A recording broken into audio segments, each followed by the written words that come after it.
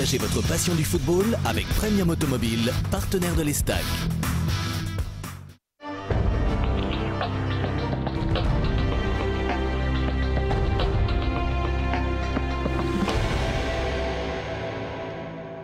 Bonsoir et bienvenue dans une nouvelle émission de Tribune Libre. On va débriefer le match de vendredi soir qui a opposé l'Estac à Istres en compagnie du toujours très élégant Alex Di Rocco. Bonsoir Alex. Bonsoir. Du non moins élégant Laurent Gradel, toujours présent. Bonsoir, Laurent. Et du président du Disco de football, Philippe Paulet, désigné samedi. Bonsoir Philippe. Bonsoir à tous. Donc nous allons revenir donc sur cette actualité, notamment le fait du match qui a donc joué, qui a pesé dans la balance du match. On regarde donc ce fait du match. Évidemment, comment ne pas parler des deux pénaltys de vendredi soir, fait inhabituel, Laurent. 2 pénaltys accordés donc dans un match, c'est déjà pas commun, mais en plus les 2 pénaltys ont été ratés. Oui, tout à fait. C'est vrai que c'est paradoxal parce qu'on avait l'opportunité de prendre 2 fois l'avantage et bon, on n'a pas été capable. Surtout de la faute à Petric, c'est parce que je pense que les 2 coups de pied ont été bien frappés aussi bien par Marcos que par Grax, mais il y a 2 grosses parades de la part de Petric. Alors on ne va pas interroger Philippe sur le bien fondé des 2 pénaltys, ils y étaient, il n'y a pas de souci. D'ailleurs les Istréens n'ont jamais, pour ainsi dire, contesté. Le joueur d'Istres a été expulsé lors du 2e pénalty pour une contestation verbale complètement en dehors du pénalty. Alors je vais me tourner vers Alex Di Rocco, l'attaquant qu'il fut, va analyser ces 2 pénaltys tirés. Êtes-vous d'accord avec Laurent quand il dit que ces 2 pénaltys sont plutôt bien frappés ? Moi, je dirais que oui. Je crois qu'il n'y a pas d'erreur. C'est sûr que la perfection aurait été de la mettre au fond. Maintenant, que ce soit le premier ou le deuxième, les 2 sont bien tirés. Chacun à sa manière, mais les 2 sont petits filets. Donc, je pense qu'il y a eu un très bon gardien en face qui a anticipé les 2 tirs. Et c'est ce qui a fait que les pénaltys ont été manqués. Mais je le mets plus sur la faute du gardien que sur l'adresse de l'attaquant. À la fin du match, le gardien, Petric, donc, a déclaré que les pénaltys à mi-hauteur, c'était beaucoup plus facile pour un gardien qu'à ras de terre. C'est sûr. Maintenant, on dit toujours qu'un pénalty à mi-hauteur est plus facile à arrêter. Mais dès qu'on y met un peu de force, c'est logiquement hors sol. Maintenant, si tout le monde marquait ses pénaltys, on pourrait dire que les gardiens ne servent à rien. Donc dans ce cas-là, je dirais plutôt bravo gardien. Donc finalement, c'est la faute à pas de chance, quoi. Non, pas la faute à pas de chance. Je crois que chacun y a mis du sien. L'attaquant a bien fait son travail. Il aurait pu faire mieux, certes, mais le gardien est là aussi pour arrêter les pénaltys. C'est ce qui est dommage, c'est qu'il y en ait eu 2 et que les 2 étaient arrêtés, parce que je pense que si au moins un des 2 avait été marqué, le match aurait été plié. 2 styles différents pour le tireur. Marcos, qu'on connaît, puisqu'il tire tous les pénaltys, il les marque aussi jusqu'à vendredi soir. Et puis Grax, qui a toujours très peu d'élan pour tirer, mais c'est pas un handicap. Non, le premier est plus donc intérieur du pied ouvert, donc ça laisse plus le temps au gardien de se lancer. Mais comme il était bien tiré, il a une bonne impulsion. Donc je dirais bravo au gardien. Et le deuxième, un peu plus fort. Mais le gardien anticipé est également du beau côté. Donc il a une chance sur 2. Et c'est vrai que dans ces cas-là, il a choisi le bon côté. C'est le cas, Laurent, puisqu'on l'a interrogé à la fin du match. Et il nous a dit qu'il avait choisi totalement par hasard les 2 côtés. Oui, c'est vrai qu'il nous a donné une explication par rapport à ses choix. Donc, ils avaient déjà pris 7 pénaltys depuis le début de la saison, c'est ce qu'il nous a expliqué. Et derrière, il travaillait à la vidéo avec l'entraîneur des gardiens de but. Et donc, en se faisant chambrer un petit peu par ses collègues, il a dit terminé, je ne travaille plus avec la vidéo. J'y vais à l'instinct et son instinct a été payant. Je crois qu'il va poursuivre suite à... On ne verra pas la vidéo. On va parler arbitrage maintenant avec Philippe Paulet, Philippe Oeil-d'Aigle Paulet, pour parler de quelque chose qui a fait pas mal parler ce week-end, parce que il y a donc ce fait de jeu qui s'est passé en tout début de match, même pas en tout début de match, à la pause, puisque Psaume était prêt pour rentrer, et il n'a pas pu rentrer. Il n'a pas pu rentrer parce qu'il n'avait pas les bonnes chaussettes. Voilà, qu'est-ce que c'est que cette directive ? C'est-à-dire que je suppose qu'elles étaient de couleurs différentes automatiquement. Aujourd'hui, avec les nouvelles circulaires, bon là, vous me l'auriez demandé avant, je vous l'aurais sorti. Effectivement, la surchaussée doit être de la même couleur que la chaussette. Voilà, je ne comprends pas en quoi ça peut gêner. C'est les directives. Voilà, c'est parce qu'on en arrivait à n'importe quoi. c'est un peu comme les cuissards, où on a voulu, à l'époque, on a demandé qu'il y ait des cuissards de la même couleur que le short. C'est pour l'uniformité, quoi. Alors pour expliquer, Psaume s'apprête à rentrer à la mi-temps à la place de le quatrième arbitre, effectivement, on voit qu'il c'est pas conforme. Parce que bon, on n'a pas les images là, mais si, on a les images, elles vont arriver. Voilà. Mais donc pour expliquer, Psaume s'apprête à rentrer et l'arbitre lui signifie qu'il ne peut pas rentrer. L'équipement n'est pas correct. Voilà. D'accord. Et dans ces cas-là, il s'est remis en conformité et après il est rentré. Les Troyens vont perdre 2 minutes de jeu, c'est pénalisant. C'est pénalisant, mais bon, les directives sont les directives, quoi.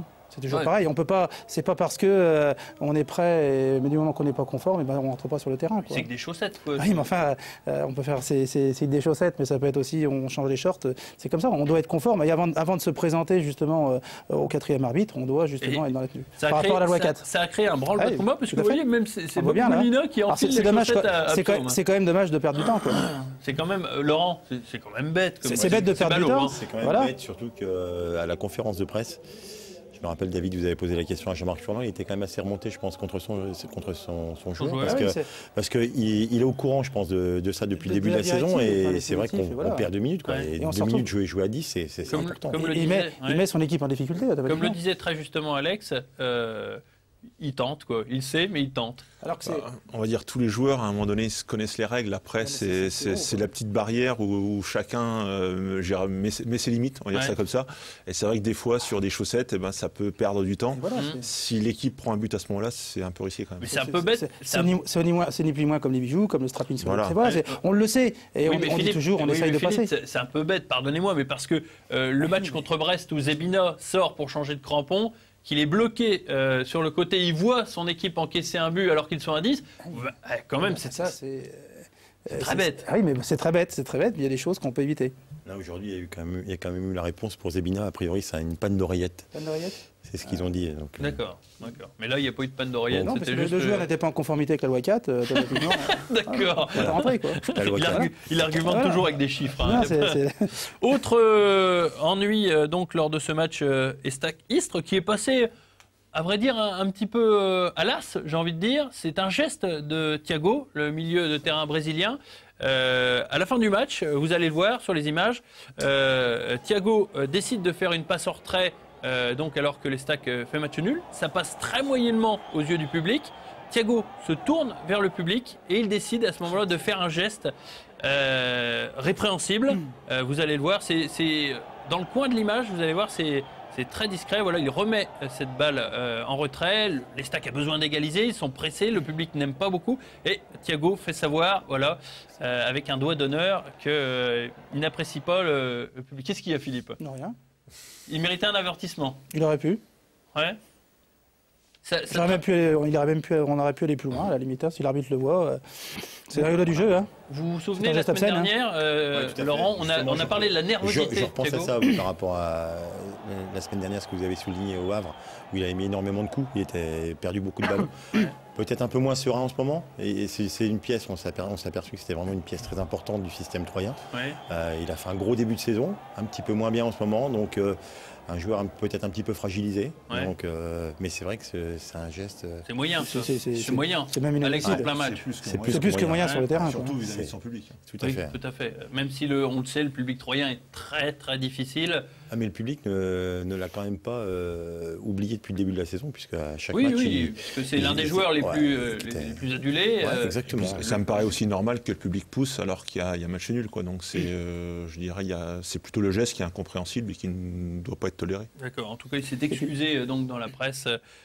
Il a donc fait savoir que ce geste était inexcusable. Inexcusable, et puis surtout d'un côté pédagogique par rapport aux jeunes qui regardent la rencontre, qui regardent la télé.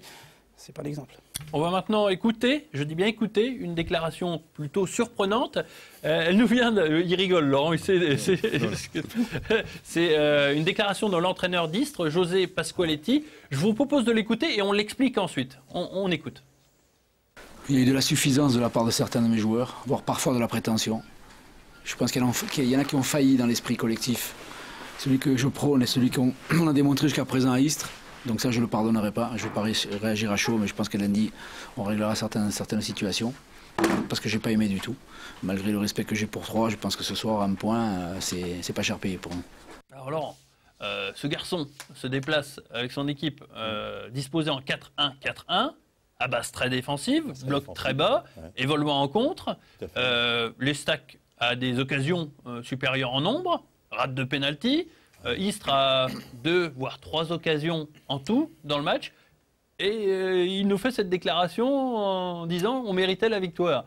Moi, je pense qu'ils ont un peu plus que 2 ou 3 occasions, Istres, parce qu'ils ont quand même mis en place un système qui a vraiment bien fait déjouer l'équipe troyenne. Ouais. Un bloc ultra défensif, mais par contre avec des joueurs qui se projettent très rapidement vers l'avant, avec notamment 2 attaquants qui est très rapide. Toujours ce joueur très précieux, Nassim Akrour, qui leur apporte beaucoup. Et on s'est aperçu qu'ils étaient très ambitieux. Mais l'année dernière, je me rappelle, ils nous avaient mis en grosse difficulté. Ils nous avaient toujours avec le même système. Toujours avec le même système. Donc ça doit étudier énormément la vidéo, peut-être pas au niveau des coups de pied arrêtés, mais au niveau du système de jeu.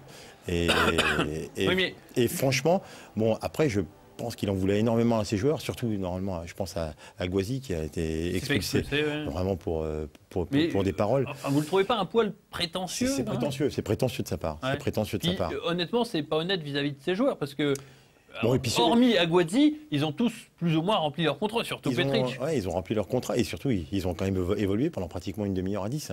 Donc c'est difficile d'encaisser ça. Difficile. Et pour avoir parlé... Surtout qu'Akro à la fin du match. Pour avoir parlé avec Nassim Akrour à la fin du match, Nassim a dit demain on va se faire tuer. ça va être terrible ce qu'on va prendre a priori. Donc il était vraiment très remonté. Vous aviez un début d'explication tout à l'heure, Alex, cette déclaration. Moi, je dirais même qu'il y en a 2. Il y a la première, il s'est peut-être passé des choses dans le vestiaire qu'on ne sait pas. Ça, c'est la première des choses. Et la deuxième, c'est vrai que l'entraîneur, lui, regarde son équipe jouer. Donc, c'est vrai qu'à partir du moment où l'équipe adverse, elle rate 2 pénaltys et que sa propre équipe mène 1-0, c'est plutôt logique de croire que c'est un match que l'on doit gagner, puisque c'est le genre de jour ou de match où on se dit que rien ne peut nous arriver. Et peut-être que l'insuffisance de certains des joueurs d'Istres a fait que j'aurais fait monter en puissance un petit peu l'entraîneur. D'accord. Merci en tout cas, messieurs, pour cette analyse. Pas d'émission la semaine prochaine, à cause de Coupe de France. L'Estac se déplace à Aron-l'Étape. Mais on se donnera rendez-vous pour le derby, le gros derby de l'Estac face à Reims. Merci en tout cas d'être venu analyser cette rencontre. On se retrouve donc dans 2 semaines pour une nouvelle émission. À très bientôt. Au revoir.